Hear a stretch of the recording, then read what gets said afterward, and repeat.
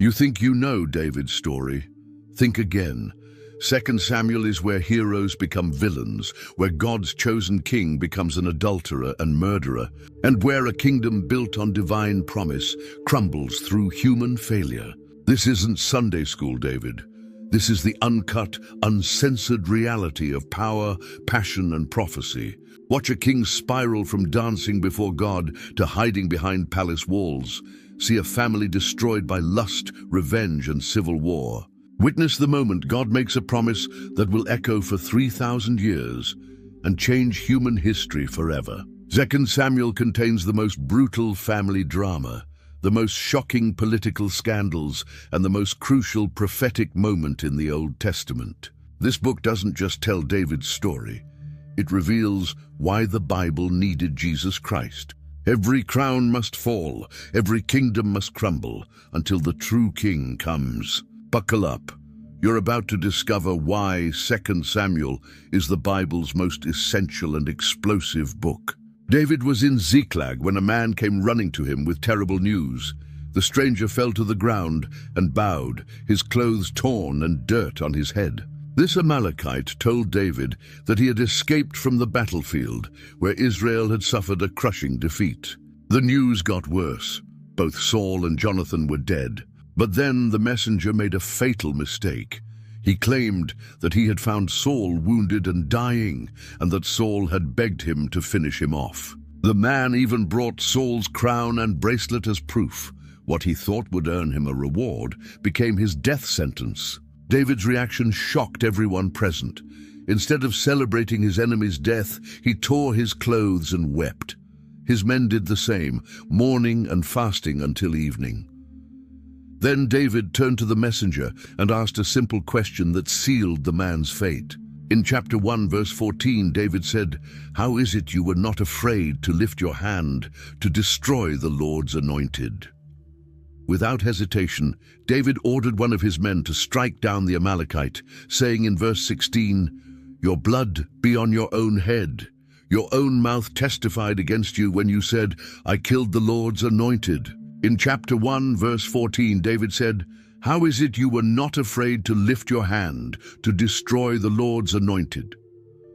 Without hesitation, David ordered one of his men to strike down the Amalekite, saying in verse 16, "Your blood be on your own head. Your own mouth testified against you when you said, 'I killed the Lord's anointed.'" In verse 19, David sang, "A gazelle lies slain on your heights, Israel. How the mighty have fallen." He continued in verse 23, "Saul and Jonathan. In life they were loved and admired, and in death they were not parted. They were swifter than eagles. They were stronger than lions." After mourning was complete, David faced a critical decision. Where should he go next? He didn't act on his own wisdom, but sought God's guidance. In chapter 2, verse 1, we read that David inquired of the Lord, "Shall I go up to one of the towns of Judah?" The Lord said, "Go up." David asked, "Where shall I go?" "To Hebron," the Lord answered. David obeyed immediately, taking his 2 wives and all his men with their families to Hebron. The move proved wise. The men of Judah came to him and anointed him king over the tribe of Judah.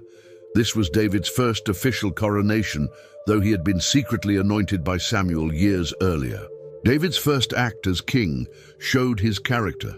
He learned that the men of Jabesh Gilead had buried Saul's body, so he sent messengers to thank them.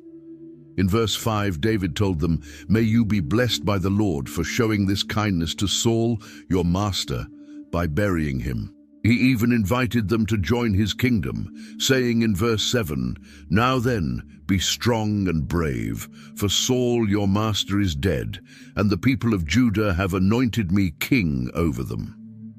But while David was building loyalty in the south, trouble was brewing in the north. Abner, who had been Saul's army commander, wasn't ready to accept David as king. He took Saul's surviving son, Ishbosheth, across the Jordan River to Mahanaim. There, in verse 9, Abner made him king over Gilead, Ashuri, and Jezreel, and also over Ephraim, Benjamin, and all Israel. The kingdom was now split in 2. David ruled in Hebron over Judah for 7.5 years, while Ishbosheth ruled from Mahanaim over the other tribes for 2 years. The stage was set for civil war. The Cold War between the two kingdoms turned hot at a place called Gibeon. Abner led Ishbosheth's men to the pool there, while Joab brought David's forces to the same location. The two armies sat on opposite sides of the pool, staring at each other like wild animals ready to pounce. Abner called across the water with what seemed like a reasonable suggestion. In verse 14, he said to Joab, "Let's have some of the young men get up and fight hand to hand in front of us." Joab agreed, saying simply, "All right, let them do it." What followed was both spectacular and horrifying. 12 young men from each side stood up for single combat. But instead of a fair fight, verse 16 tells us something strange happened. Then each man grabbed his opponent by the head and thrust his sword into his opponent's side, and they fell down together. All 24 warriors died in the same moment. This bizarre scene triggered a larger battle. The fighting spread beyond the champions to both armies, and David's men proved stronger. They chased Abner's forces across the countryside, but one young man made a decision that would haunt everyone for years to come. Asahel, Joab's younger brother, was known for being incredibly fast. Verse 18 says he was as fleet-footed as a wild gazelle. When he saw Abner retreating, he decided to chase the veteran commander personally. Abner tried to warn him off, calling back in verse 22, "Turn aside from pursuing me. Why should I strike you down? Then how could I face your brother Joab?" But Asahel wouldn't listen. He kept chasing Abner, determined to bring down the famous warrior. Finally, Abner had no choice. He spun around and drove the butt of his spear through Asahel's stomach. The young man died instantly. When the other soldiers reached the spot where Asahel had fallen, they all stopped in shock. The sight of the dead hero lying in his own blood ended the chase. By evening, Abner had escaped to safety, but the damage was done. A blood debt now existed between the families that would demand payment in the future. The civil war dragged on for years, but the tide was clearly turning.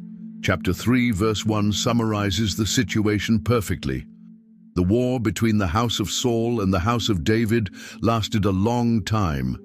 David grew stronger and stronger, while the house of Saul grew weaker and weaker.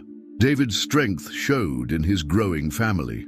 During his time in Hebron, 6 sons were born to him by different wives. His firstborn was Amnon, whose mother was Ahinoam. Then came Chileab by Abigail, Absalom by Maacah, Adonijah by Haggith, Shephatiah by Abital, and Ithream by Eglah. Each new son represented David's increasing power and political connections. Meanwhile, Saul's kingdom was falling apart from within. The breaking point came when Ishbosheth made a serious accusation against Abner. In verse 7, Ishbosheth asked Abner, "Why did you sleep with my father's concubine?" This wasn't just a personal question. Claiming a dead king's concubine was like claiming his throne. Abner exploded with rage. He couldn't believe that after all his loyal service, Ishbosheth would accuse him of treason. In verse 8, Abner shouted back, "Am I a dog's head? On Judah's side, this very day I am loyal to the house of Saul your father, to his family and friends. I haven't handed you over to David. Yet now you accuse me of an offense involving this woman." The angry general then made a promise that would change everything. In verse 9, Abner swore, "May God deal with Abner, be it ever so severely, if I do not do for David what the Lord promised him on oath." He was switching sides, and he meant business. Abner immediately sent messengers to David with a simple question: "Whose land is it?" The meaning was clear. He was ready to hand over all of Israel to David. But David had one condition before he would negotiate.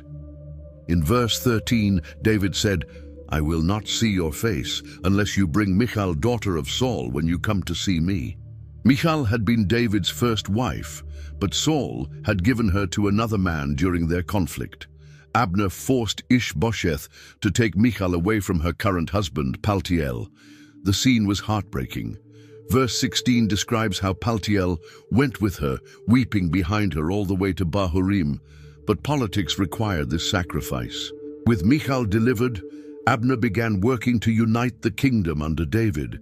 He met with the elders of Israel and reminded them in verse 17, "For some time you have wanted to make David your king." He also spoke privately with Benjamin's leaders, since they were Saul's own tribe. Everyone agreed to support David. When Abner arrived in Hebron to finalize the peace deal, David treated him with royal honor. They shared a feast, and Abner promised to rally all Israel behind David's throne. In verse 21, Abner told David, "Let me go at once and assemble all Israel for my lord the king, so that they may make a covenant with you, and that you may rule over all that your heart desires." David sent him away in peace, believing the civil war was finally over. But Joab was returning from a successful raid, and his men brought news that made his blood boil. They told him that Abner had been in the city, had eaten at the king's table, and had left in peace. Joab couldn't believe what he was hearing. He stormed into David's presence, and in verse 24 demanded, "What have you done? Look, Abner came to you. Why did you let him go? Now he is gone." Joab was convinced that Abner was still their enemy. In verse 25 he insisted, "You know Abner, son of Ner. He came to deceive you and observe your movements and find out everything you are doing." Without telling David, Joab sent messengers to bring Abner back to Hebron. They caught up with the general at the well of Sirah and told him David needed to see him urgently. Abner, trusting in the peace treaty, returned immediately. When Abner reached Hebron's gate, Joab met him with a friendly greeting and asked to speak privately. They stepped aside into the gateway, away from watching eyes. Then in verse 27, Joab stabbed him in the stomach and he died. The murder was swift and brutal, revenge for Asahel's death and fear that Abner would replace Joab as David's military commander. David's reaction to the news was swift and decisive. He publicly declared his innocence, saying in verse 28, "I and my kingdom are forever innocent before the Lord concerning the blood of Abner, son of Ner." He put a curse on Joab's family, praying that they would always suffer disease, disability, and violent death. David commanded everyone in the city to mourn for Abner. He tore his own clothes, put on sackcloth, and walked in the funeral procession. At the burial, David sang another lament, asking in verse 33, "Should Abner have died as the lawless die?" The king's genuine grief convinced everyone that he had nothing to do with the murder. The murder of Abner destroyed what little strength remained in Saul's kingdom. Chapter 4, verse 1 tells us that when Ishbosheth, son of Saul, heard that Abner had died in Hebron, he lost courage, and all Israel became alarmed. Without his strong general, the weak king was helpless. Two men saw an opportunity in this chaos. Rechab and Baanah were brothers who commanded raiding parties for Ishbosheth. They were from Beeroth, a town that belonged to Benjamin, which made them technically loyal to Saul's family. But loyalty meant nothing when they saw a chance for personal gain. The brothers made their move during the heat of the day when everyone was resting. In verse 5, they went to the house of Ishbosheth while he was taking his afternoon rest. They pretended they had come to get wheat from the house, which gave them an excuse to go inside. Once they found Ishbosheth sleeping in his bedroom, they struck quickly. Verse 6 simply states, "They went into the inner part of the house as if to get some wheat, and they stabbed him in the stomach." After killing the sleeping king, they cut off his head and carried it with them as they escaped during the night. The brothers traveled all night to reach Hebron, convinced they were bringing David exactly what he wanted. In verse 8, they presented the head to David and announced, "Here is the head of Ishbosheth, son of Saul, your enemy, who tried to kill you. This day the Lord has avenged my lord the king against Saul and his offspring." But David's response shocked them completely. Just as he had executed the Amalekite who claimed to kill Saul, David was furious with these murderers. In verse 9, he told them, "As surely as the Lord lives, who has delivered me out of every trouble, when someone told me, 'Saul is dead,' and thought he was bringing good news, I seized him and put him to death in Ziklag." David continued his condemnation in verse 11.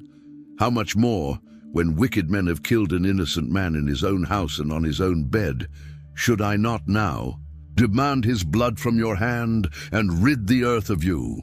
Without delay, David ordered his men to execute both brothers. They cut off their hands and feet and hung their bodies by the pool in Hebron as a warning to anyone who thought murder would earn David's favor. But David treated Ishbosheth's head with honor. Verse 12 tells us that they took the head of Ishbosheth and buried it in Abner's tomb at Hebron. Even in death, David showed respect for Saul's family. With both Abner and Ishbosheth dead, the northern tribes had no choice but to accept reality. All the leaders of Israel came to David in Hebron to make him their king.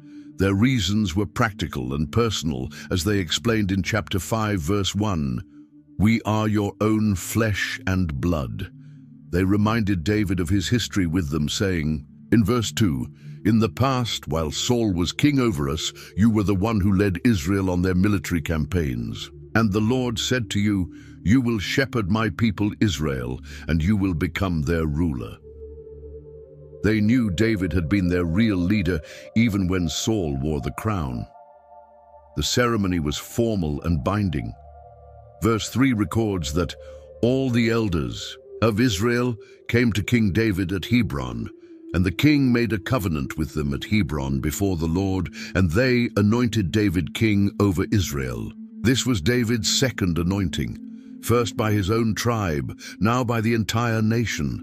David was 30 years old when he became king over all Israel, and he would rule for 40 years total, 7.5 in Hebron and 33 in Jerusalem. But first, he needed a capital city that belonged to neither north nor south. Jerusalem was perfect for David's needs. The Jebusites had held this mountain fortress for centuries, and it sat right on the border between Judah and Benjamin. If David could take it, he would have a neutral capital that wouldn't favor any tribe. The Jebusites were confident in their defenses. When David's army approached, they mocked him from the walls.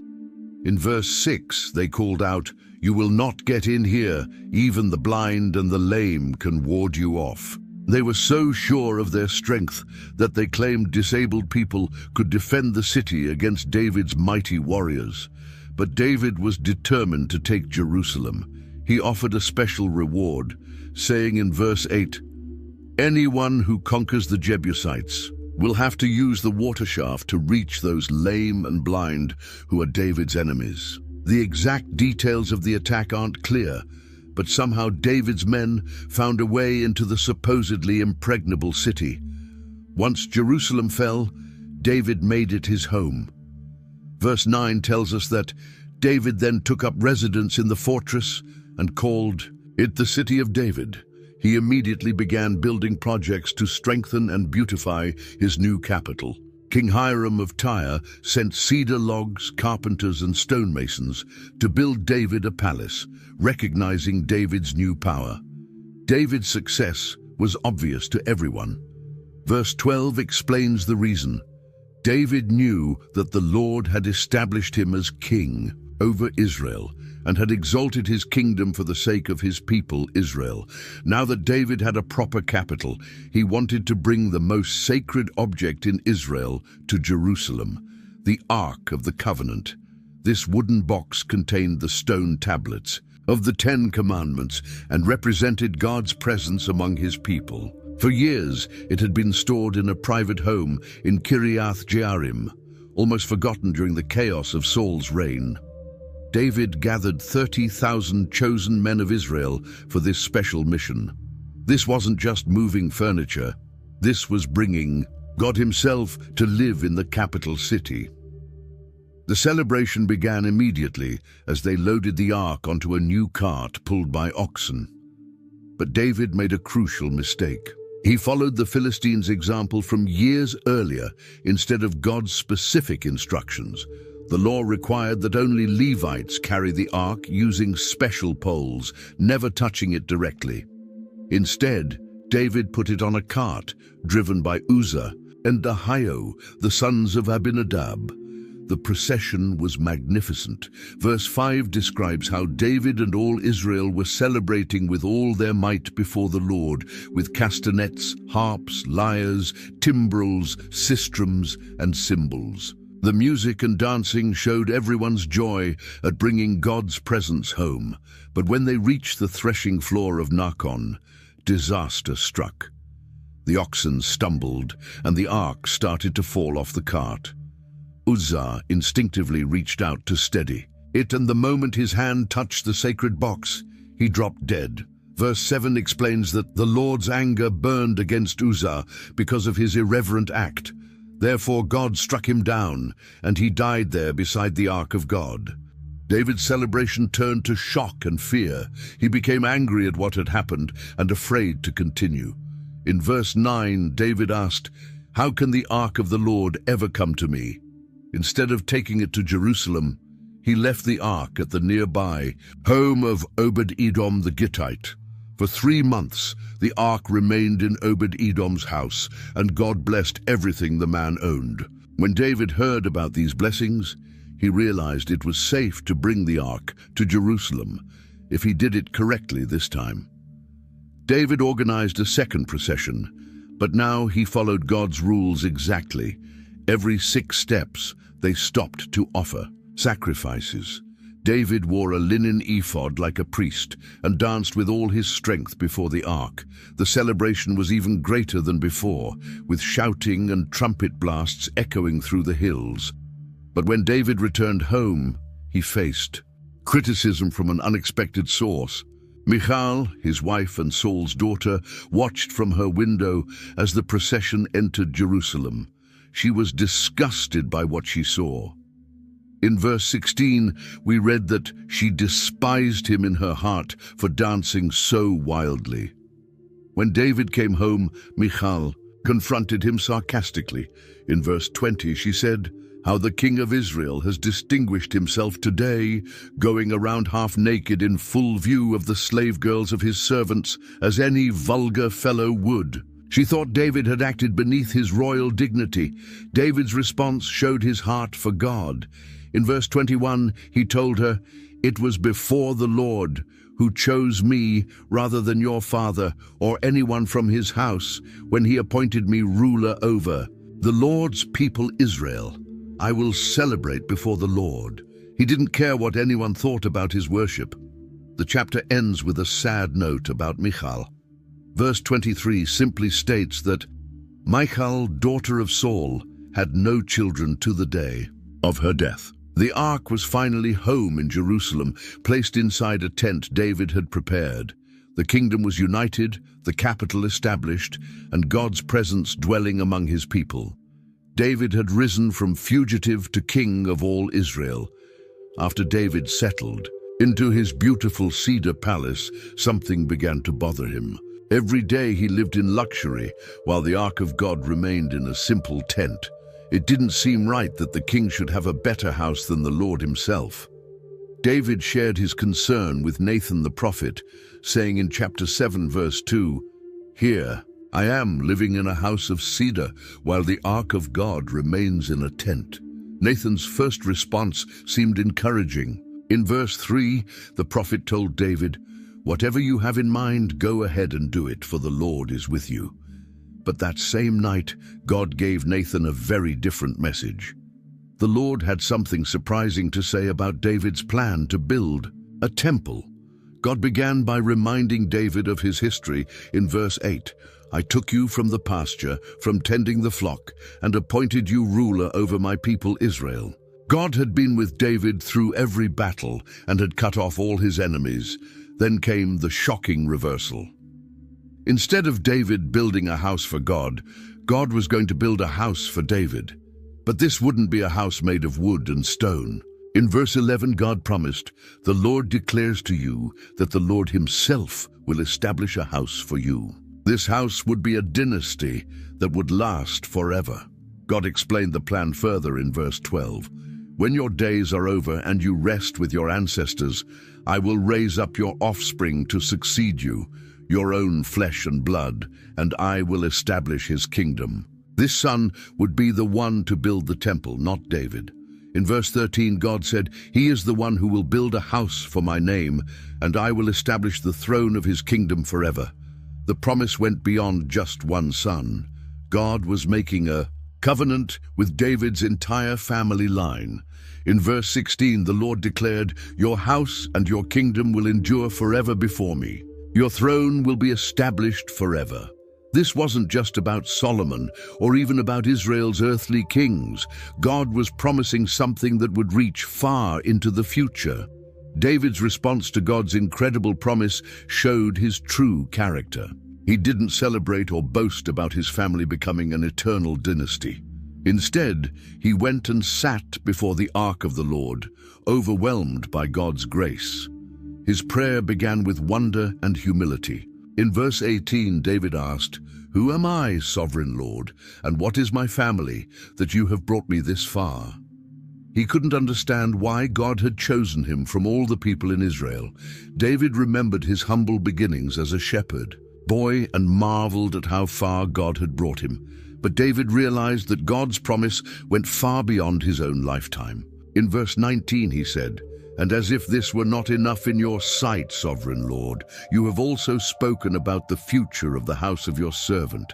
And this is a charter for all mankind, sovereign Lord." David understood that this promise would affect not just Israel, but all nations. David accepted that he wouldn't be the one to build the temple. He focused instead on praising God for his faithfulness. In verse 20, David said, "What more can David say to you? For you know your servant, sovereign Lord." He didn't need to explain his heart to God because God already knew everything about him. The king praised God's uniqueness among all the gods of the nations. In verse 22, David declared, "How great you are, sovereign Lord! There is no one like you, and there is no God but you, as we have heard with our own ears." He remembered how God had rescued Israel from Egypt and made them his chosen people. David's prayer ended with confidence in God's promises. In verse 25 he said, "And now, Lord God, keep forever the promise you have made concerning your servant and his house. Do as you promised." David believed completely that God would keep his word. He finished by asking for God's blessing in verse 29. "Now be pleased to bless the house of your servant, that it may continue forever in your sight. For you, sovereign Lord, have spoken, and with your blessing the house of your servant will be blessed forever." With God's promise of an eternal kingdom fresh in his mind, David began a series of military campaigns that would establish Israel as the dominant power in the region. His first target was Israel's oldest enemy, the Philistines. Chapter 8, verse 1 records that David defeated the Philistines and subdued them, and he took Mhenga from the control of the Philistines. This victory was especially significant because the Philistines had terrorized Israel for generations. Now they were paying tribute to David instead of threatening his people. Next, David turned his attention to Moab. The nation descended from Lot that lived east of the Dead Sea. The campaign was brutal and decisive. Verse 2 tells us that David also defeated the Moabites. He made them lie down on the ground and measured them off with a length of cord. Every 2 lengths of them were put to death, and the 3rd length was allowed to live. The surviving Moabites became David's subjects and brought him tribute. David's biggest victory came against Hadadezer, king of Zobah, who controlled territory in modern-day Syria. When Hadadezer tried to restore his control along the Euphrates River, David struck him down. Verse 4 records the massive scale of David's victory. David captured 1,000 of his chariots, 7,000 charioteers, and 20,000 foot soldiers. He hamstrung all but 100 of the chariot horses. When the Arameans of Damascus came to help Hadadezer, David defeated them too. Verse 6 says that David put garrisons in the Aramean kingdom of Damascus, and the Arameans became subject to him and brought tribute. David was building an empire that stretched from Egypt to the Euphrates River. The wealth from these conquests was enormous. David took gold shields from Hadadezer's officers and large amounts of bronze from his cities. King Tu of Hamath, hearing of David's victory, sent his son with gifts of gold, silver, and bronze articles to congratulate the conqueror and make peace. David dedicated all this wealth to the Lord. Verse 11 explains that King David dedicated these articles to the Lord as he had done with the silver and gold from all the nations he had subdued. The temple that Solomon would build would be funded by David's military victories. The empire now included defeated Edomites in the south. Verse 14 records that David put garrisons throughout Edom, and all the Edomites became subject to David. Everywhere David went, the Lord gave him victory. To govern this vast empire, David organized an efficient administration. Joab remained commander of the army, while Jehoshaphat, son of Ahilud, became recorder. Zadok and Ahimelech served as priests, Sariah was secretary, and Benaiah commanded David's personal guard. Verse 18 adds that David's sons were priests, showing how the king kept important positions within his family. In the midst of his military triumphs, David remembered a promise he had made years earlier. He had sworn an oath of friendship to Jonathan, Saul's son, and now he wondered if any of Jonathan's family had survived the wars and purges. David asked his servants in verse 1, "Is there anyone still left of the house of Saul to whom I can show kindness for Jonathan's sake?" His officials found a former servant of Saul's household named Ziba, who had valuable information about surviving family members. When Ziba came before the king, David asked him the same question. Ziba revealed that Jonathan had a son who was still alive. In verse 3, Ziba explained, "There is still a son of Jonathan. He is lame in both feet." This was Mephibosheth, who had been crippled in a childhood accident when his nurse dropped him while fleeing from the news of Saul and Jonathan's deaths. David immediately ordered Mephibosheth to be brought from Lo-debar, where he had been living in hiding. When the young man arrived, he fell face down before David in terror. He expected to be executed as a potential threat to David's throne, which was the normal practice when dynasties changed. But David's words shocked him completely. In verse 7, David said, "Don't be afraid, for I will surely show you kindness for the sake of your father Jonathan. I will restore to you all the land that belonged to your grandfather Saul, and you will always eat at my table."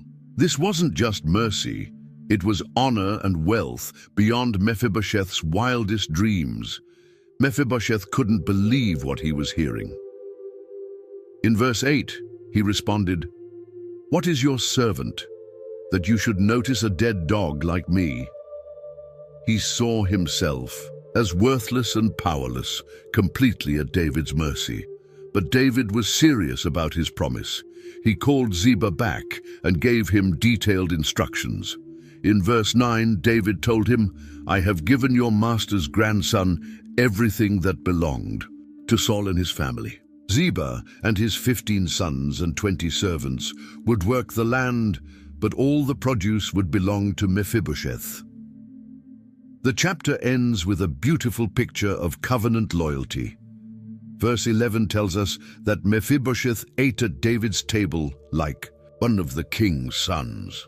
Despite being lame in both feet, Mephibosheth was treated as family. David kept his promise to his dead friend Jonathan by caring for Jonathan's son as if he were his own child. David's desire to show kindness extended beyond Israel to neighboring nations. When Nahash, king of the Ammonites, died, David decided to send a delegation to express sympathy to the new king, Hanun. Chapter 10, verse 2 explains David's reasoning. I will show kindness to Hanun, son of Nahash, just as his father showed kindness to me." David chose several of his officials to serve as ambassadors and sent them to the Ammonite capital with a message of condolence. This was standard diplomatic practice. Kings often sent representatives to funeral ceremonies of neighboring rulers to maintain peaceful relationships. But Hanun's advisors were suspicious of David's motives. They convinced the young king that this wasn't a genuine gesture of sympathy, but a clever spy mission. In verse 3, Hanun's officials warned him, "Do you think David is honoring your father by sending envoys to you to express sympathy?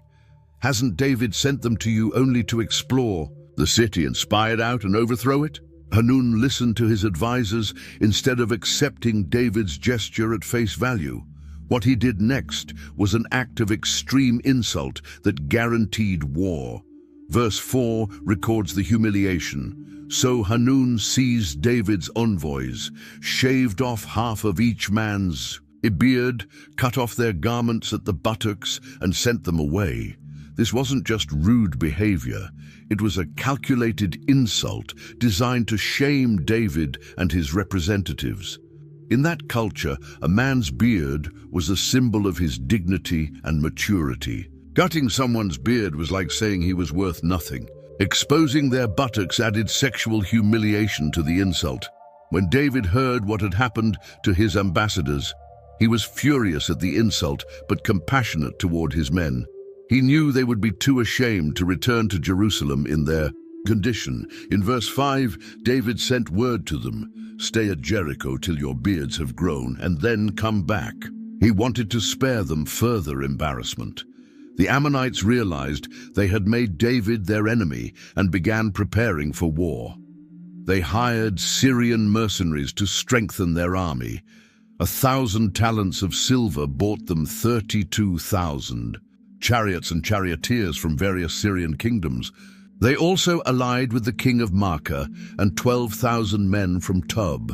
When David learned about these military preparations, he knew the situation was serious. The Ammonites had turned a simple diplomatic gesture into a major international conflict, and now they were gathering the largest army Israel had ever faced. Joab arrived with Israel's army to find himself facing a military nightmare. The Ammonites had positioned themselves in front of their city gate, while their Syrian allies spread out in the open field.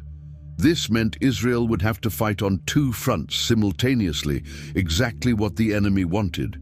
But Joab was an experienced general who didn't panic under pressure. He made a brilliant tactical decision by dividing his forces. In verse 11, Joab told his brother Abishai, "If the Arameans are too strong for me, then you are to come to my rescue. But if the Ammonites are too strong for you, then I will come to rescue you." This plan allowed each brother to focus on one enemy while knowing help was available if needed. Before the battle began, Joab gave his men a speech that revealed his heart for God and country. In verse 12 he declared, "Be strong, and let us fight bravely for our people and the cities of our God. The Lord will do what is good in his sight." Joab understood that they were fighting not just for military victory, but for God's people and God's honor. The battle strategy worked perfectly. When Joab attacked the Syrians, they broke and ran. Seeing their allies fleeing, the Ammonites also retreated before Abishai and shut themselves inside their city. Verse 14 simply states, "When the Ammonites realized that the Arameans were fleeing, they fled before Abishai and went inside the city." But the war wasn't over. Hadadezer, the Syrian king David had defeated before, decided to gather all his forces for one final attempt to defeat Israel. He brought Syrian troops from beyond the Euphrates River under the command of Shobach, his army commander. This time, David didn't send Joab to fight the battle. He took personal command of Israel's forces and marched out to meet the Syrians at Elam. The battle was decisive and devastating for Israel's enemies. Verse 18 records the massive scale of David's victory. But they fled before Israel, and David killed 700 of their charioteers and 40,000 of their foot soldiers. He also struck down Shobach, the commander of their army, and he died there. The Syrian coalition was completely destroyed. The defeat was so complete that it ended Syrian resistance to Israel permanently. Verse 19 explains the result. When all the kings who were vassals of Hadadezer saw that they had been routed by Israel, they made peace with the Israelites and became subject to them. David's empire now reached all the way to the Euphrates River, just as God had promised Abraham centuries earlier. In the spring, when kings normally led their armies to war, David made a decision that would change his life forever. Instead of going with his troops to finish the siege of Rabbah, the Ammonite capital, he stayed in Jerusalem. Chapter 11, verse 1 sets the scene. David sent Joab out with the king's men and the whole Israelite army.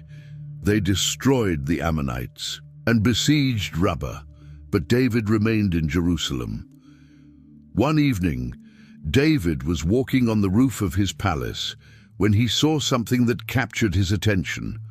A woman was bathing, and she was very beautiful. Instead of looking away, David stared and then sent someone to find out who she was. His servant brought back troubling information. In verse 3, the messenger reported, "She is Bathsheba, the daughter of Eliam and the wife of Uriah the Hittite."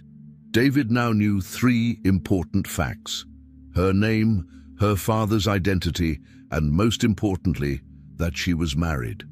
Her husband Uriah was one of David's own soldiers, currently fighting in the siege David should have been leading. Despite knowing she was married, David sent messengers to bring Bathsheba to the palace. Verse 4 records what happened next. Then David sent messengers to get her. She came to him, and he slept with her. The text notes that she had purified herself from her monthly uncleanness, which would soon become significant. After their encounter, Bathsheba returned home, but a few weeks later she sent David a message that filled him with dread. In verse 5, she told him simply, "I am pregnant." With just 3 words, David's secret sin became a crisis that could destroy his reputation, his family, and his kingdom. David's first instinct was to cover up what had happened. He sent word to Joab at the battlefront, "Send me Uriah the Hittite." David's plan was simple. If he could get Uriah to sleep with his wife, everyone would assume the baby was Uriah's. When Uriah arrived in Jerusalem, David pretended to want a military briefing. He asked about Joab, the soldiers, and how the war was going. Then he dismissed Uriah with instructions to go home to his wife. David even sent a gift to Uriah's house, probably hoping to create a romantic mood.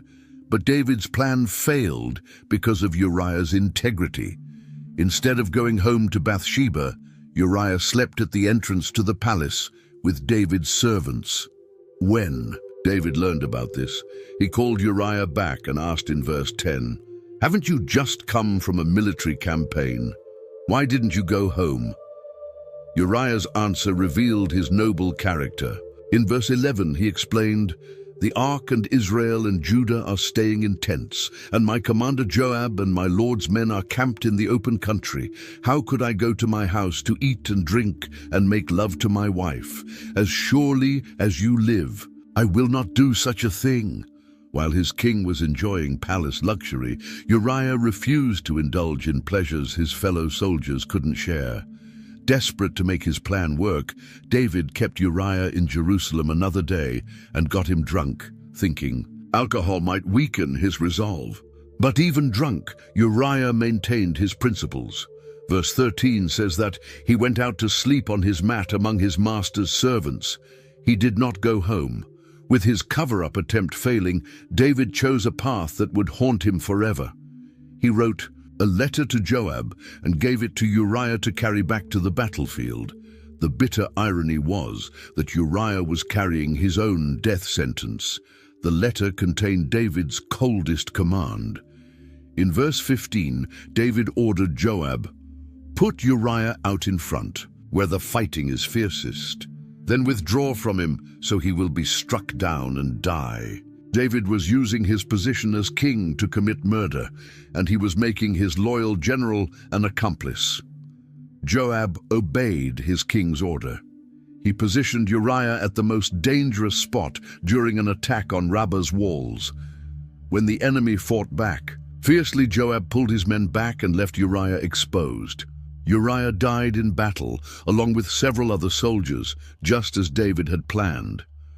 When the battle report reached David, Joab included a message designed to prevent the king from getting angry about the military losses. But David's response showed his true priorities. After hearing that Uriah was dead, verse 25 records David's callous reply, "Don't let this upset you. The sword devours one as well as another." When Bathsheba heard about her husband's death, she mourned for him according to custom. But as soon as her mourning period ended, David sent for her. Verse 27 concludes the chapter with David's apparent success. After the time of mourning was over, David had her brought to his house, and she became his wife and bore him a son. But the chapter ends with an ominous warning that David's sin hadn't gone unnoticed. The final sentence declares, "But the thing David had done displeased the Lord." David thought his secret was safe, but God sees everything. The Lord sent Nathan the prophet to confront the king, but Nathan was wise enough to approach the subject carefully. Instead of directly accusing David, he told a story that would make the king condemn himself. In chapter 12, verse 1, Nathan began his parable. There were two men in a certain town, one rich and the other poor. The rich man had large flocks of sheep and cattle, while the poor man had only one little lamb that was like a daughter to him. The lamb ate from the poor man's table, drank from his cup, and slept in his arms. Nathan continued his story in verse 4. Now a traveler came to the rich man, but the rich man refrained from taking one of his own sheep or cattle to prepare a meal for the traveler who had come to him. Instead, he took the ewe lamb that belonged to the poor man and prepared it for the one who had come to him. David's reaction was immediate and furious. He exploded with righteous anger at the injustice described in Nathan's story. In verse 5, David declared, "As surely as the Lord lives, the man who did this must die." He continued his condemnation in verse 6. He must pay for that lamb 4 times over because he did such a thing and had no pity. Nathan had set the perfect trap. With David's own words condemning the rich man's actions, the prophet delivered the devastating revelation. In verse 7, Nathan declared, "You are the man." Then he delivered God's message directly to the king's face. God reminded David of all his blessings through Nathan's words in verse 8. "I anointed you king over Israel, and I delivered you from the hand of Saul. I gave your master's house to you and your master's wives into your arms. I gave you all Israel and Judah, and if all this had been too little, I would have given you even more." David had everything he could want, yet he still took what belonged to another man. Nathan then detailed David's sins in verse 9. "Why did you despise the word of the Lord by doing what is evil in his eyes? You struck down Uriah the Hittite with the sword and took his wife to be your wife. You killed him with the sword of the Ammonites." God saw both the adultery and the murder, and he held David responsible for both.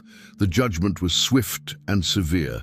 Nathan announced God's punishment in verse 11.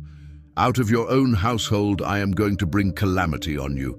Before your very eyes I will take your wives and give them to one who is close to you, and he will sleep with your wives in broad daylight." David's secret sin would be repaid with public humiliation, but the immediate consequence would be even more heartbreaking. In verse 14, Nathan told David, "Because by doing this you have shown utter contempt for the Lord, the son born to you will die." The innocent child would pay the price for his father's guilt. David's response showed genuine repentance. In verse 13, he simply said, "I have sinned against the Lord." There were no excuses, no attempts to justify his actions, just honest confession of guilt. Nathan confirmed that David's repentance was accepted. He told the king, "The Lord has taken away your sin. You are not going to die." David would live, but he would face the consequences of his choices. The judgment began immediately. The baby became seriously ill, and David did everything he could to save his son's life. He fasted, lay on the ground all night, and refused to eat. His officials were afraid to tell him when the child died on the seventh day, thinking David might harm himself. But David's reaction surprised everyone. When he realized the child was dead, he got up, washed, changed his clothes, and went to worship in the house of the Lord. Then he went home and asked for food. His servants were confused by his behavior. When they asked why he was acting normally, after the child's death, David explained in verse 23, "While the child was still alive, I fasted and wept. I thought, 'Who knows? The Lord may be gracious to me and let the child live. But now that he is dead, why should I go on fasting? Can I bring him back again?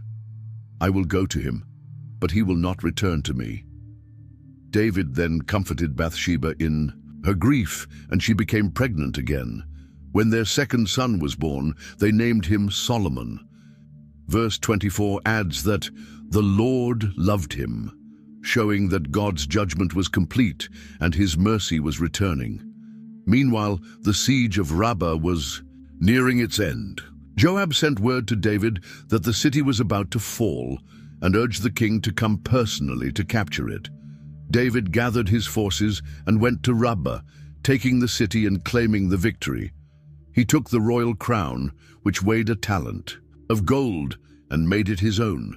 The conquest was complete, but David's personal battles were just beginning. The consequences of his sin with Bathsheba would echo through his family for years to come. Nathan's prophecy about trouble coming from David's house began with his oldest son, Amnon. Chapter 13, verse 1 tells us that Amnon fell in love with Tamar, the beautiful sister of Absalom, son of David. But this wasn't love. It was destructive lust that consumed Amnon completely. Verse 2 describes how Amnon became so obsessed with his sister Tamar that he made himself ill. She was a virgin, and it seemed impossible for him to do anything to her. His cousin Jonadab noticed Amnon's condition and devised a wicked plan. In verse 5 he told Amnon, "Go to bed and pretend to be ill. When your father comes to see you, say to him, 'I would like my sister Tamar to come and give me something to eat.'" Amnon followed this evil advice perfectly. When David came to check on his sick son, Amnon made his request exactly as suggested. David, caring for his son's health, immediately sent word to Tamar to help her brother. She came innocently to Amnon's house and prepared bread while he watched from his bed. But when Tamar brought the food, Amnon told everyone else to leave. Once alone, his true intentions became clear. In verse 11, he grabbed Tamar and said, "Come to bed with me, my sister." Tamar was horrified and tried desperately to stop him. In verse 12, she pleaded, "No, my brother, don't force me. Such a thing should not be done in Israel. Don't do this wicked thing." But Amnon was beyond reason. Verse 14 records the brutal reality. But he refused to listen to her, and since he was stronger than she, he raped her. What happened next revealed how twisted Amnon's feelings really were. Verse 15 describes the shocking change. Then Amnon hated her with intense hatred. In fact, he hated her more than he had loved her. He threw her out of his house, leaving. Tamar devastated. When Absalom found his sister crying, he told her to be quiet, but his calm words hid burning rage that would eventually explode. For 2 long years, Absalom said nothing about what Amnon had done to their sister. Chapter 13, verse 22 explains his strategy. Absalom never said a word to Amnon, either good or bad. He hated Amnon because he had disgraced his sister Tamar. But Absalom's silence didn't mean he had forgotten. He was planning something terrible. The opportunity for revenge came during sheep shearing season, a time of celebration and feasting. Absalom owned property in Baal Hazor and decided to throw a party there. He went to David with what seemed like an innocent invitation. In verse 23, Absalom said, "Your servant has had shearers come. Will the king and his attendants please join me?" David declined, knowing his entire court would be expensive to entertain. When Absalom pressed him, David blessed his son, but still refused to come. Then Absalom made what seemed like a reasonable alternative request. In verse 26 he asked, "If not, please let my brother Amnon come with us." David found this request puzzling, but eventually agreed to send all the king's sons to the celebration. The sheep shearing festival proceeded normally at first, with plenty of food, wine, and celebration, but Absalom had given his servants secret instructions. In verse 28 he told them, "Listen, when Amnon is in high spirits from drinking wine, and I say to you, strike Amnon down, then kill him. Don't be afraid, haven't I given you this order? Be strong and brave." When the moment was right and Amnon was drunk and relaxed, Absalom gave the signal. His servants struck Amnon down and killed him instantly. The other princes, seeing their brother murdered before their eyes, panicked and fled on their mules. A garbled report reached David before his sons could return home, claiming that all the king's sons were dead. David's grief was overwhelming, until Jonadab explained that only Amnon was dead, killed in revenge for raping Tamar. Soon David's surviving sons returned home, confirming the truth. But Absalom had fled immediately to Geshur, his grandfather's kingdom, where he stayed for 3 years while David mourned for both his dead son and his exiled one. After 3 years of separation, Joab noticed that David's anger toward Absalom was softening. Chapter 14, verse 1 tells us that Joab, son of Zeruiah, knew that the king's heart longed for Absalom. David missed his son, but his royal position made it difficult to simply recall a murderer from exile. Joab decided to help by arranging a clever intervention using a wise woman from Tekoa. He gave her detailed instructions and had her dress in mourning clothes to make her story believable. When the woman appeared before David, she told him a heartbreaking story about being a widow whose 2 sons had fought, resulting in one killing the other. Now her family wanted to execute the remaining son for murder. She told David in verse 7, "Now the whole clan has risen up against your servant. They say, 'Hand over the one who struck his brother down, so that we may put him to death for the life of his brother whom he killed.'"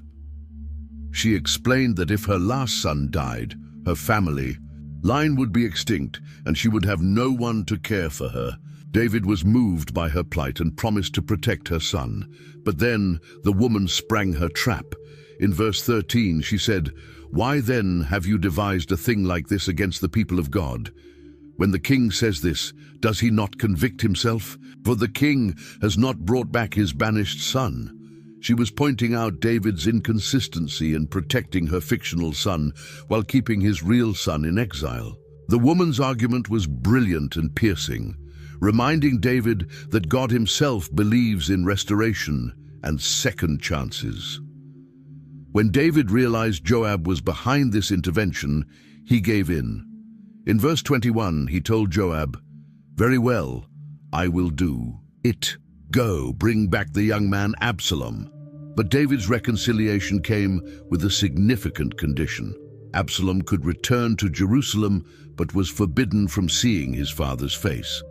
When Absalom returned to Jerusalem, everyone noticed him, immediately because of his spectacular beauty.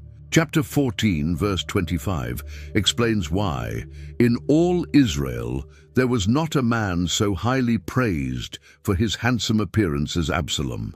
From the top of his head to the sole of his foot, there was no blemish in him. His most striking feature was his magnificent hair, which was so thick and beautiful that it weighed 5 pounds when cut annually. Despite his beauty and success, Absalom was deeply frustrated by his father's coldness. For 2 full years, he lived in Jerusalem without being allowed to see David's face. This partial reconciliation was worse than exile.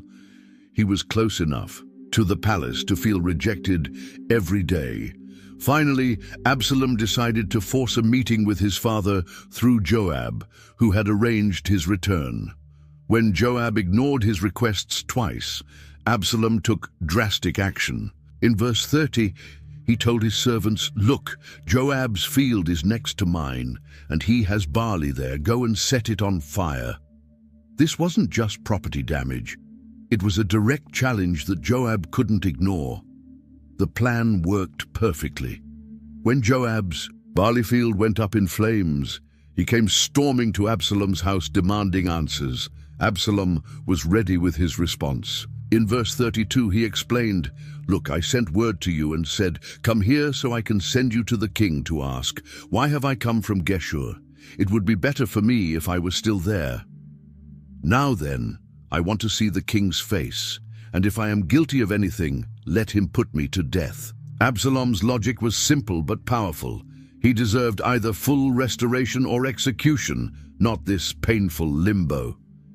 Joab recognized the wisdom in this argument and agreed to help arrange the meeting. The reunion was formal but emotional. Verse 33 describes what happened. So Joab went to the king and told him this. Then the king summoned Absalom, and he came in and bowed down with his face to the ground before the king. And the king kissed Absalom. After 5 years of separation, father and son were finally reunited, but this reconciliation was only surface deep. Once Absalom regained access to his father, he began preparing for something much bigger than family reconciliation. Chapter 15, verse 1 tells us that Absalom provided himself with a chariot and horses and with 50 men to run ahead of him. This wasn't just royal display.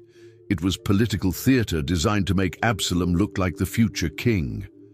Every morning, Absalom positioned himself strategically at the gate of Jerusalem, where people came to seek justice from the king. When anyone approached with a legal dispute, Absalom would intercept them before they could reach David's court. His approach was friendly and sympathetic, designed to make people feel heard and valued. Absalom's technique was brilliant political manipulation. In verse 3, when someone came with a case, Absalom would say, "Look, your claims are valid and proper, but there is no representative of the king to hear you." He was implying that David's government was failing to provide proper justice, while positioning himself as someone who understood their problems. Then Absalom would deliver his killer line. In verse 4, he would say, "If only I were appointed judge in the land, then everyone who has a complaint or case could come to me, and I would see that they receive justice." He was promising to be the king Israel needed, accessible, fair, and personally involved in his people's problems. Absalom's false humility was particularly effective. When people bowed to him in respect, verse 5 tells us that he would reach out his hand and take hold of them and kiss them. Instead of accepting formal honor, Absalom treated everyone like a close friend. The strategy worked perfectly over 4 years. Verse 6 explains the result. Absalom behaved in this way toward all the Israelites who came to the king asking for justice, and so he stole the hearts of the people of Israel. After 4 years of preparation, Absalom was ready to launch his rebellion. He went to David, asking permission to go to Hebron to fulfill a religious vow, and David gave his blessing, not suspecting treachery. But Absalom had already sent secret messengers throughout Israel with instructions to proclaim him king. When they heard the trumpet signal, the news hit David like a thunderbolt. A messenger came running to the palace with devastating information. In verse 13, he reported, "The hearts of the people of Israel are with Absalom." David's own son had successfully stolen the loyalty of the entire nation and was marching on Jerusalem with an army. David's response was immediate and practical. He knew Jerusalem's walls could become a trap if besieged. In verse 14, David told his officials, "Come, we must flee, or none of us will escape from Absalom. We must leave immediately, or he will move quickly to overtake us and bring ruin on us and put the city to the sword." The evacuation began immediately. David's household, officials, and loyal soldiers prepared to leave the capital, though he left 10 concubines to care for the palace. As the procession moved out, David was encouraged to see his bodyguard remain loyal, including 600 Gittites under foreign commander Ittai. David tried to release Ittai from obligation since he was a foreigner who had only recently joined David's service, but Ittai's response revealed true loyalty. In verse 21, he declared, "As surely as the Lord lives, and as my lord the king lives, wherever my lord the king may be, whether it means life or death, there will your servant be." When David reached the Kidron Valley and saw the priests carrying the Ark of the Covenant, he made a decision that revealed his faith in God's sovereignty. In verse 25, David told Zadok, "Take the Ark of God back into the city. If I find favor in the Lord's eyes, he will bring me back and let me see it and his dwelling place again." David understood that the Ark belonged in Jerusalem, not in exile with a fleeing king. As David climbed the Mount of Olives weeping, he received devastating news that his most trusted counselor Ahithophel had joined Absalom's rebellion. This betrayal hit David harder than his son's revolt.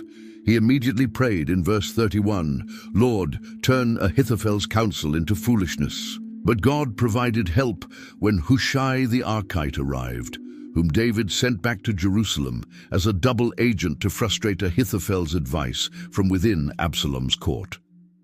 As David's procession continued its journey away from Jerusalem, they faced both hostility and unexpected kindness.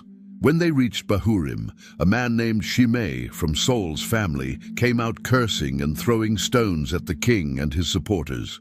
Chapter 16, verse 7, records Shimei's bitter words, "Get out, you murderer, you scoundrel! The Lord has repaid you for all the blood you shed in the household of Saul, in whose place you have reigned. The Lord has given the kingdom into the hands of your son, Absalom." Every word was designed to wound David's spirit during his darkest hour. Abishai, Joab's brother, was furious at this insult to his king. In verse 9, he asked David, "Why should this dead dog curse my lord the king? Let me go over and cut off his head." But David's response revealed his broken but still faithful heart. In verse 10, he told Abishai, "What does this have to do with you sons of Zeruiah? If he is cursing because the Lord said to him, 'Curse David,' who can ask, 'Why do you do this?'" David was wondering if God himself had sent Shimei to curse him as part of his punishment. David continued his remarkable response in verse 11. "My son, my own flesh and blood is trying to kill me. How much more then this Benjamite? Leave him alone. Let him curse, for the Lord has told him to." If his own son could betray him, why should David be surprised by a stranger's hatred? Meanwhile, back in Jerusalem, Absalom was taking control of the city with disturbing symbolism. When Hushai arrived and offered to serve the new king, Absalom questioned his loyalty, but Hushai gave a clever answer that satisfied his ego. Ahithophel then gave shocking counsel about how Absalom should establish his authority. In verse 21, he told Absalom, "Sleep with your father's concubines, whom he left to take care of the palace. Then all Israel will hear that you have made yourself obnoxious to your father." This wasn't just political advice, it was the fulfillment of Nathan's prophecy that David's wives would be given to another in broad daylight. A tent was set up on the palace roof, and verse 22 records that Absalom slept with his father's concubines in the sight of all Israel. The next morning, Ahithophel presented Absalom with a plan that could have ended the rebellion immediately. In chapter 17, verse 1, he proposed, "I would choose 12,000 men and set out tonight in pursuit of David." Ahithophel wanted to strike while David was tired, disorganized, and demoralized. His strategy was brilliant: attack David personally while his forces were scattered and weak. The plan impressed everyone who heard it, but Absalom made a fatal mistake by asking for a second opinion from Hushai. When Hushai was called in, he carefully undermined Ahithophel's counsel. In verse 8 he warned, "You know your father and his men. They are fighters and as fierce as a wild bear robbed of her cubs." Instead, Hushai proposed gathering all Israel for a massive campaign with Absalom personally leading, which sounded more glorious but would take much longer. Verse 14 records the crucial decision. Absalom and all the men of Israel said, "The advice of Hushai the Archite is better than that of Ahithophel." But the text adds the real reason, for the Lord had determined to frustrate the good advice of Ahithophel in order to bring disaster on Absalom. Ahithophel realized immediately that his counsel had been rejected and that Absalom's cause was doomed. His response was tragic. Verse 23 tells us he put his house in order and then hanged himself. Meanwhile, David crossed the Jordan River and organized his forces at Mahanaim. When both armies were finally ready for battle, the confrontation took place in the forest of Ephraim. David's commanders refused to let him fight personally, but he gave them a crucial instruction that everyone could hear. In chapter 18, verse 5, he ordered, "Be gentle with the young man Absalom for my sake." The battle was a disaster for Absalom's forces. Verse 7 records that casualties were great. 20,000 men died. David's experienced soldiers proved superior to Absalom's larger but less experienced army. The forest itself became Absalom's enemy, and many soldiers became lost or trapped in the dense woods. Absalom met an ironic end when his magnificent hair, which had been his pride, became his trap. Verse 9 describes what happened. Now Absalom happened to meet David's men. He was riding his mule, and as the mule went under the thick branches of a large oak, Absalom's hair got caught in the tree. He was left hanging in midair, while the mule he was riding kept on going. When Joab heard that Absalom was hanging helpless, he took 3 javelins and thrust them into the rebel prince's heart. With their leader dead, Absalom's army collapsed completely. The handsome prince, who had tried to steal his father's throne, ended up in an unmarked grave. The news of Absalom's death should have been cause for celebration, but David's reaction shocked everyone. Chapter 19, verse 1 tells us that Joab was told, "The king is weeping and mourning for Absalom." Instead of thanking God for victory, David was consumed with grief for his rebellious son. His loud weeping echoed through the palace as he cried out in verse 4, "O my son Absalom! O Absalom, my son, my son!" The man who had tried to kill him was the only person David could think about. The victory celebration turned into a funeral atmosphere.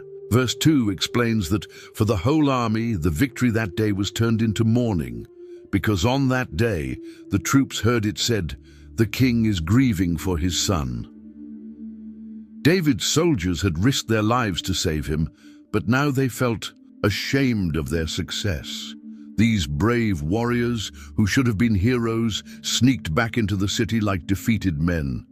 Verse 3 describes how the men stole into the city that day as men steal in who are ashamed when they flee from battle.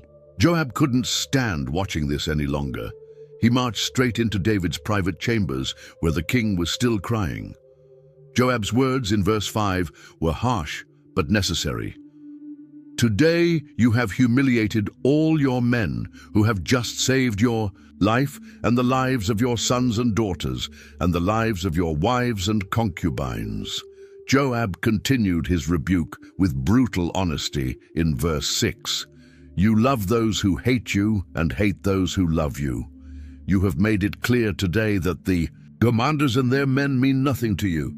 I see that you would be pleased if Absalom were alive today and all of us were dead." Then Joab delivered his ultimatum. In verse 7, He warned David, "Now go out and encourage your men. I swear by the Lord that if you don't go out, not a man will be left with you by nightfall. This will be worse for you than all the calamities that have come on you from your youth till now." David realized that Joab was right. His personal grief was destroying the kingdom he had fought so hard to save. Slowly, David composed himself and went to sit in the gateway where his people could see him. Word spread quickly that the king was available, and verse 8 tells us that all the men came before the king. The process of healing could finally begin. David's return journey to Jerusalem became a careful exercise in political forgiveness and wisdom. One of his first encounters was with Shimei, the man who had cursed and thrown stones at him during his escape from Absalom. Now Shimei came running with 1,000 Benjamites to meet David at the Jordan River. Shimei fell down before the king, and in verse 19 pleaded, "May my Lord not hold me guilty. Do not remember how your servant did wrong on the day my lord the king left Jerusalem. May the king put it out of his mind." Abishai still wanted to execute Shimei for his earlier insults, but David chose mercy instead. In verse 22, David declared, "What does this have to do with you, you sons of Zeruiah? Should anyone be put to death in Israel today? Don't I know that today I am king over Israel?" David swore an oath that Shimei would not die. Next came Mephibosheth, Jonathan's son, who looked terrible after not caring for his appearance during David's absence. His feet were unwashed, his beard untrimmed, and his clothes dirty. When David asked why he hadn't come along during the exile, Mephibosheth explained in verse 26, "My lord the king, since I your servant am lame, I said I will have my donkey saddled and will ride on it so I can go with the king. But Ziba my servant betrayed me." The truth about Ziba's lies finally came out, but David was tired of family disputes. In verse 29, he told Mephibosheth, "Why say more? I order you and Ziba to divide the land." Mephibosheth's response showed his true heart. He told David that Ziba could have it all since the king had returned safely. The most touching encounter was with Barzillai, the old man who had provided food and supplies during David's exile. When David invited him to live in Jerusalem, Barzillai politely declined. In verse 35 he said, "How many more years will I live that I should go up to Jerusalem with the king? I am now 80 years old. Can I tell the difference between what is enjoyable and what is not? Can your servant taste what he eats and drinks? Can I still hear the voices of male and female singers?" Instead, Barzillai sent his son Kimham to serve in the royal court. But as David's procession approached Jerusalem, old tribal tensions began to surface. The men of Judah had arranged David's crossing of the Jordan, but the northern tribes felt left out. In verse 41, the men of Israel complained to David, "Why did our brothers, the men of Judah, steal the king away and bring him and his household across the Jordan, together with all his men?" This argument would soon explode into another crisis. The argument between Judah and the northern tribes created the perfect opportunity for another rebel. A troublemaker named Sheba, son of Bichri, saw his chance and blew a trumpet to get everyone's attention. Chapter 20, verse 1 records his rallying cry, "We have no share in David, no part in Jesse's son, every man to his tent Israel." This slogan appealed to northern resentment against southern dominance. The response was immediate and devastating. Verse 2 tells us that, "So all the men of Israel deserted David to follow Sheba, son of Bichri. But the men of Judah stayed by their king all the way from the Jordan to Jerusalem." The kingdom was splitting apart again, just when David thought peace was restored. David acted quickly to prevent this new rebellion from gaining strength. He gave Amasa, his new army commander, 3 days to mobilize Judah's forces. In verse 4, David ordered, "Summon the men of Judah to come to me within 3 days and be here yourself." But Amasa took longer than the deadline David had given him. David couldn't wait any longer and turned to Abishai for help. In verse 6, David warned, "Now Sheba, son of Bichri, will do us more harm than Absalom did. Take your master's men and pursue him, or he will find fortified cities and escape from us." Abishai took Joab's men, the royal bodyguard, and all the fighting men to chase after Sheba. As they marched out of Jerusalem, they met Amasa coming to join them at the great rock in Gibeon. What happened next was swift and brutal. Joab greeted Amasa like an old friend, asking how he was doing. As Joab reached out with his right hand to grab Amasa's beard for a friendly kiss, verse 10 records the treachery. Amasa was not on his guard against the dagger in Joab's hand, and Joab plunged it into Amasa's belly, and his intestines spilled out on the ground. Without being stabbed again, Amasa died. Joab had murdered another rival for military leadership. One of Joab's men stood over Amasa's body and shouted to the troops, "Whoever favors Joab and whoever is for David, let him follow Joab." When the soldiers kept staring at the corpse instead of marching, someone dragged Amasa's body off the road and covered it with a cloth. Then all the men continued following Joab in pursuit of Sheba. Sheba's rebellion led him north through all the tribes of Israel, gathering support as he went. He finally took refuge in the city of Abel-Beth-Maachah, which was known for its wisdom and peaceful nature. Joab arrived with his army and began building siege works to break down the city walls. The situation looked hopeless for the people trapped inside with Sheba. But then a wise woman from the city called out from the wall to get Joab's attention. When he came near, she asked in verse 17, "Are you Joab?" When he confirmed his identity, she said, "Listen to what your servant has to say." Joab agreed to hear her out. The woman began by reminding Joab of her city's reputation. In verse 18, she said, "Long ago they used to say, 'Get your answer at Abel,' and that settled it." She was telling him that Abel-Beth-Maachah was famous for wise counsel and peaceful solutions to problems. Then she made her main argument in verse 19, "We are the peaceful and faithful in Israel. You are trying to destroy a city that is a mother in Israel. Why do you want to swallow up the Lord's inheritance?" She was appealing to Joab's better nature, asking why he would destroy innocent people who had done nothing wrong. Joab's response showed that he wasn't interested in senseless destruction. In verse 20, he replied, "Far be it from me to swallow up or destroy." He explained his real purpose in verse 21. That is not the case. A man named Sheba, son of Bichri, from the hill country of Ephraim, has lifted up his hand against the king, against David. Hand over this one man, and I'll withdraw from the city. The woman immediately agreed to this reasonable solution. She told Joab confidently, "His head will be thrown to you from the wall." The wise woman then went to her people and convinced them that sacrificing one rebel was better than watching their entire city be destroyed. The people of Abel-Beth-Maachah executed Sheba and threw his head over the wall to Joab. Verse 22 concludes, "So he sounded the trumpet, and his men dispersed from the city, each returning to his home. And Joab went back to the king in Jerusalem. The rebellion was over, the city was saved, and peace was restored through wisdom rather than warfare." The chapter ends by listing David's government officials, showing that normal administration had resumed with Joab back as army commander despite his continued violence. During David's reign, Israel was struck by a terrible famine that lasted 3 long years. Crops failed, people went hungry, and the land suffered. David finally did what he should have done from the beginning.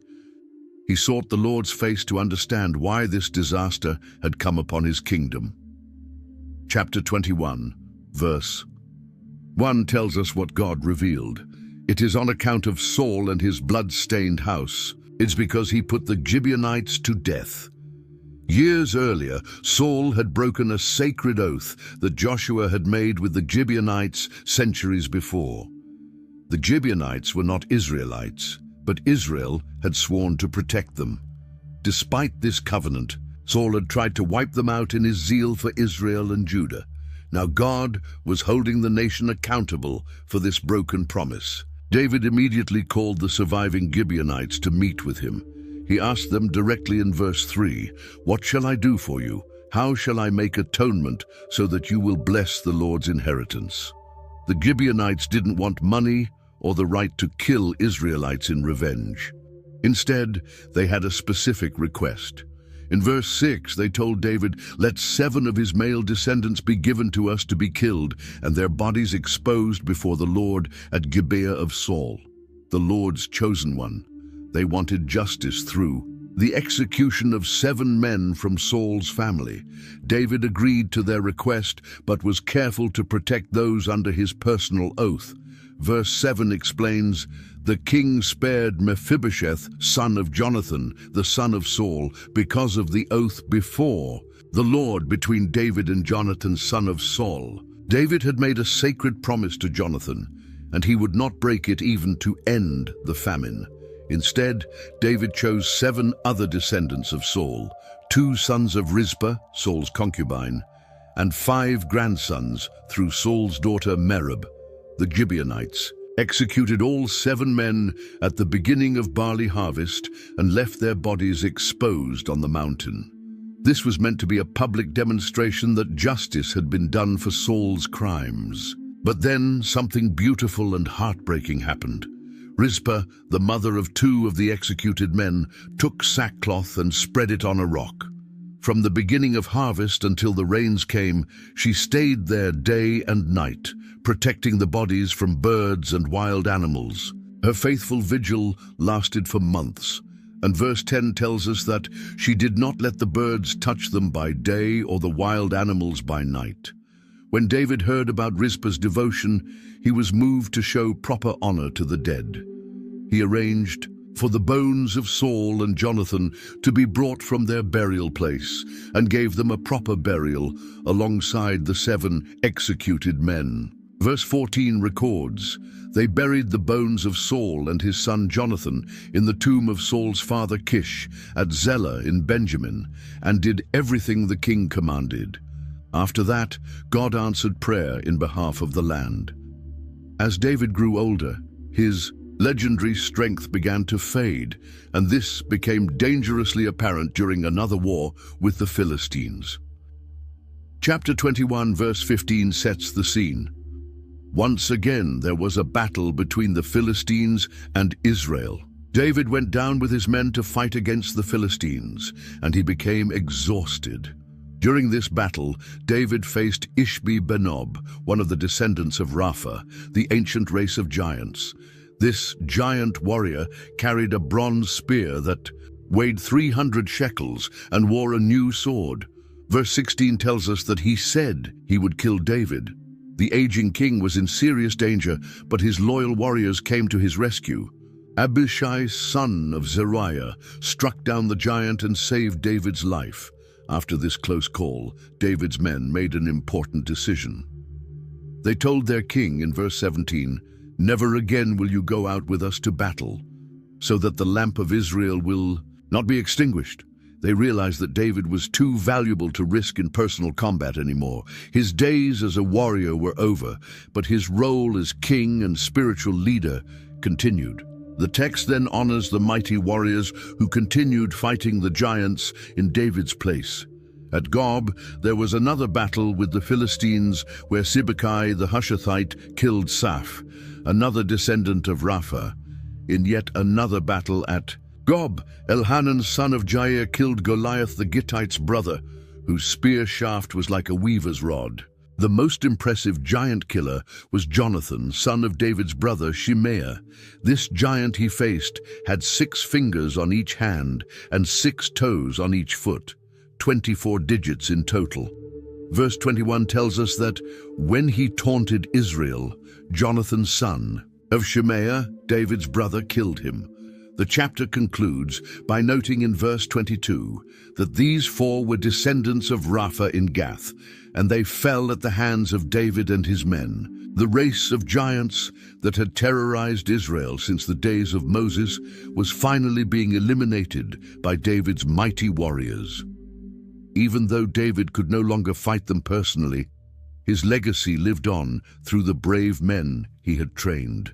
And, inspired, near the end of his life, David composed a magnificent psalm that summarized God's faithfulness throughout his entire journey from shepherd boy to king. Chapter 22 preserves this song of deliverance, which begins in verse 2 with David declaring, "The Lord is my rock, my fortress, and my deliverer. My God is my rock, in whom I take refuge, my shield and the horn of my salvation. He is my stronghold, my refuge and my savior. From violent people you save me."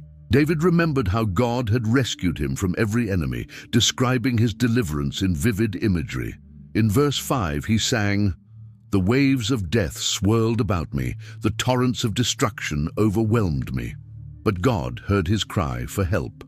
Verses 8 to 9 paint a dramatic picture of divine intervention. The earth trembled and quaked, the foundations of the heavens shook. They trembled because he was angry. Smoke rose from his nostrils, consuming fire came from his mouth, burning coals blazed. Out of it, David praised God's perfect character, declaring in verse 26, "To the faithful you show yourself faithful, to the blameless you show yourself blameless." He acknowledged that his victories came not from his own strength, but from God's power. In verse 33, David sang, "It is God who arms me with strength and keeps my way secure." The psalm concludes with David recognizing that his success would inspire people from many nations to serve the Lord. After this great song of praise, David spoke his final prophetic words. Chapter 23, verse 1 introduces them. These are the last words of David, the inspired utterance of David, son of Jesse, the utterance of the man exalted by the Most High, the man anointed by the God of Jacob, the hero of Israel's songs. These weren't just personal reflections. They were prophecies about the future. David spoke about a coming ruler who would be greater than himself. In verse 3 he declared, "When one rules over people in righteousness, when he rules in the fear of God, he is like the light of morning at sunrise on a cloudless morning, like the brightness after rain that brings grass from the earth." David understood that his own kingdom was just a shadow of something much greater that was coming. In verse 5, he expressed confidence in God's eternal covenant. "If my house were not right with God, surely he would not have made with me an everlasting covenant, arranged and secured in every part. Surely he would not bring to fruition my salvation and grant me my every desire." David knew that his family line would continue until the perfect king arrived. Before recording David's final sin, the text carefully lists his mighty warriors and their heroic deeds. Chapter 23 catalogues the brave men who had made David's kingdom possible, starting with the three, his most elite fighters. Bathsheba killed 800 men with his spear in one battle. Eleazar fought so long that his hand froze to his sword. Shammah single-handedly defended a field of lentils against an entire Philistine army. The list continues with the 30, including foreign warriors like Uriah the Hittite, whose loyalty had cost him his life. After honoring these heroes, the narrative takes a dark turn. Chapter 24, verse 1 tells us that, again, the anger of the Lord burned against Israel, and he incited David against them, saying, "Go and take a census of Israel and Judah." This census wasn't for military planning or taxation. It was an act of pride that showed David was trusting in numbers rather than in God. David gave the order to Joab, but his commander immediately objected. In verse 3, Joab protested, "May the Lord your God multiply the troops 100 times over. But why does my lord the king want to do such a thing?" Even Joab could see that this census was wrong, but David insisted on proceeding. The counting took 9 months and 20 days to complete, revealing that Israel had 800,000 fighting men and Judah had 500,000. But as soon as the census was finished, David realized his mistake. Verse 10 records his repentance. David was conscience-stricken after he had counted the fighting men, and he said to the Lord, "I have sinned greatly in what I have done. Now, Lord, I beg you, take away the guilt of your servant. I have done a very foolish thing." God sent the prophet Gad to give David 3 choices for punishment: 3 years of famine, 3 months of fleeing from enemies, or 3 days of plague. David chose the plague, saying in verse 14, "Let us fall into the hands of the Lord, for his mercy is great, but do not let me fall into human hands." The plague was devastating. In one day, 70,000 people died from Dan to Beersheba. When the destroying angel reached Jerusalem, David saw him standing at the threshing floor of Araunah the Jebusite. David immediately interceded for his people, crying out in verse 17, "I have sinned, and the shepherd have done wrong. These are but sheep. What have they done? Let your hand fall on me and my family." God commanded David to build an altar at that exact spot.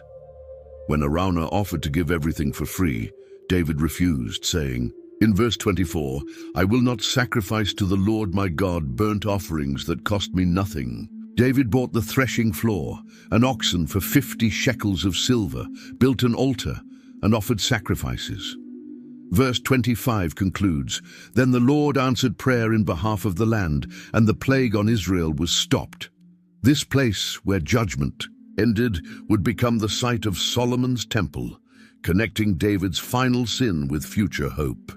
If this deep dive into 2 Samuel opened your eyes to something new about God's Word, I want to ask you for 2 simple favors.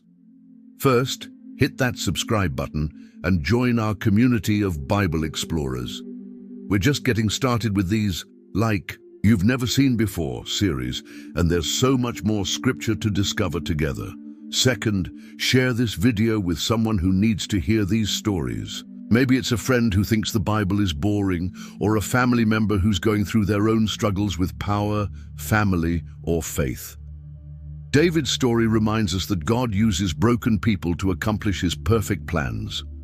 Drop a comment below, and let me know which part of David's story hit you the hardest. Was it his dance before the ark, his sin with Bathsheba, Absalom's rebellion, or maybe his final songs of praise?